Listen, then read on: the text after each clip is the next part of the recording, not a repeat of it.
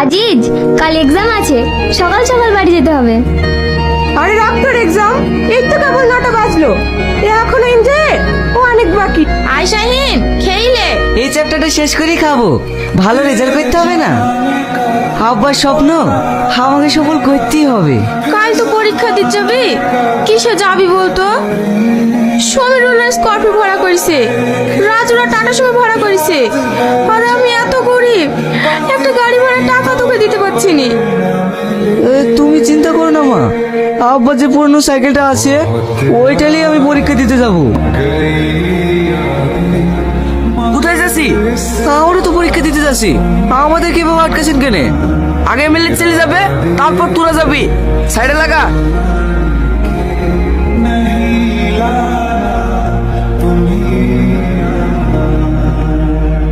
আসুন আসুন, ভিতরে আসুন।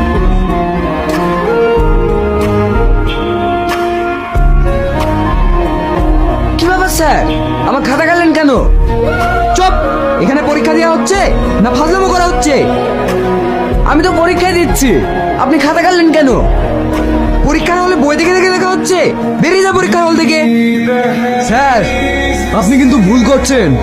কোনটা ঠিক আর কোনটা ভুল সেটা কি তোর কাছ থেকে শিখতে হবে?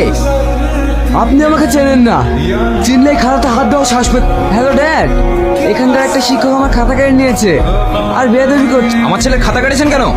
তাতে কি হয়েছে? সামান্য বই দেখেই তো লিখেছে। দেন দেন, খাতাটা ফেরত দেন। না, আমি কখনোই পারবো না। আপনি বাবা হয়ে ছেলেকে নরকের কীট তৈরি। এত বড় স্পর্ধা! আপনি জানেন আমি আপনার কি করতে পারি? হ্যালো সুদীপ্ত, আপনি এক্ষুনি বালুমাটি হাই স্কুলের সেলিম স্যারকে ট্রান্সফার করার ব্যবস্থা করুন তো। Okay sir. স্যার, দুঃখ করবেন না, এই দেশে আর কিচ্ছু হবে না রে।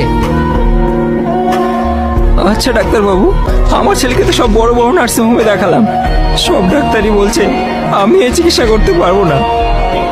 তাহলে কি আমার ছেলেকে বাঁচানো সম্ভব না? কিছুদিন আগেই কলকাতায় একজন আমেরিকা থেকে ডক্টর এসেছেন, ওনাকে দিয়ে যদি আপনারা অপারেশনটা করাতে পারেন তাহলে হয়তো বাঁচানো সম্ভব। আপনাদেরকে একটা স্কুল মাস্টারের নাম্বার দিচ্ছি, আপনারা ওনার সাথে যোগাযোগ করুন।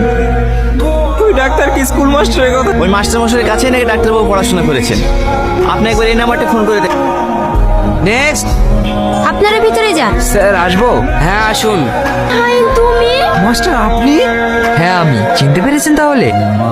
আমি তো ভাবছিলাম ট্রান্সফার করার পর আপনি আমার চেহারাটাই মনে রাখবেন না।